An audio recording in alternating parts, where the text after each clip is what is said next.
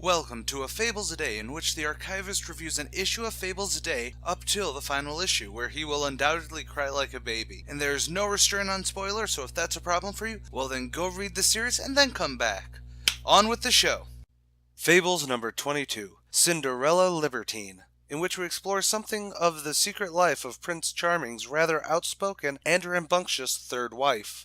So, we take a break from the threat of those men in black and Red Riding Hood to pull a Sex in the City with the three wives of Prince Charming having lunch. While Briar Rose and Snow are not that enthusiastic about always talking about Prince Charming, Cinderella can't stop. She brings up that she's the most slighted by him. As with Snow, it was the first marriage and Charming didn't know the ins and out of it. Briar Rose was a legitimate second choice, as maybe Snow wasn't the right person, as the true love's kiss angle, all that.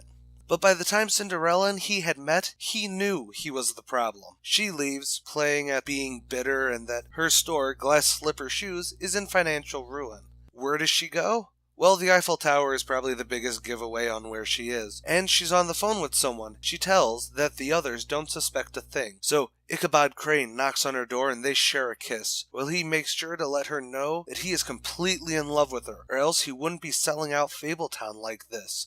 Dun dun dun! In the morning, after so much wild animal sex with Icky, that's the single most terrifying thing in comics of all time, Cinderella makes sure he signs a contract securing that Ichabod will be the Imperial Governor General when her master's armies conquer the world. He hops into the shower after, and Cinderella gives a call to her master, saying it's done, and they'll be back in the apartment in 1 hour. When they return to their apartment, Bigby is there, revealing that it was all a ruse to weed out Crane's treachery. Ichabod tries placing all the blame on Cindy before trying to run, but the blonde bombshell lays him out with a good punch. Bigby tells Cindy to go get a cab while he deals with Ichabod by making it look like an accident.